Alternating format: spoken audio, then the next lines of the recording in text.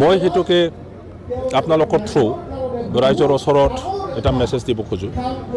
BPF দলে যোৱা ইলেকশ্যনৰ পিছত 1 বছৰ 1.5 বছৰ আমি ৰখিছিলোঁ যে পৰিৱৰ্তনৰ নামত যি চৰকাৰক ৰাইজে ভোট দি পেলাই জিকাই দিলে, চৰকাৰ গঠন কৰিলে, কি জানি তেখেতসকলে ভাল কাম কৰিব, আমাৰ কি বেছি ভাল কাম কৰিব।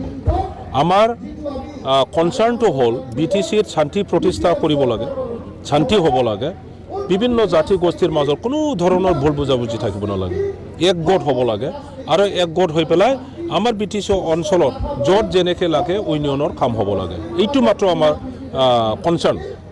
গতিকে UPPL দলে পৰিৱৰ্তনৰ নামৰ সেইটো কমিটমেণ্ট দিছিলে ৰাইজক, আমি ডিষ্টাৰ্ব দিয়া নাছিলোঁ। তেখেতসকলক শান্তিত কাম কৰিব আমি সুবিধা দিছিলোঁ। কিন্তু এতিয়া 3 বছৰ উকলি যাবলৈ হৈছে।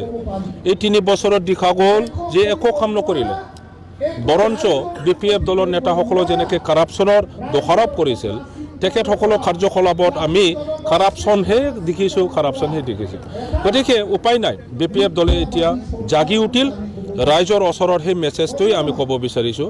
এতিয়া আমি যাত্ৰাত ওলাইছোঁ ৰাজনীতিৰ উদ্দেশ্য লৈ পেলাই যে অহা আগন্তুক যিটো নিৰ্বাচন, MP ইলেকশ্যন 2024 চন, কাউন্সিল BTC ইলেকশ্যন 2025 চন আৰু MLA ইলেকশ্যন 2026 চনত BPFক ভোট দি পেলাই ৰাইজে যেন জিকাই দিয়ে আৰু ইয়াৰ পৰিৱৰ্তনৰ নামত যেনেকৈ কামত নথকা চৰকাৰ গঠন হ'ল, ইয়াৰ পৰা চব ৰাইজে আৰোগ্য পাব লাগে আৰু অঞ্চলৰ শান্তি প্ৰতিষ্ঠা কৰিব লাগে, একতা আনিব লাগে আৰু ইউনিয়নৰ কাম আকৌ আমি কৰিব লাগে।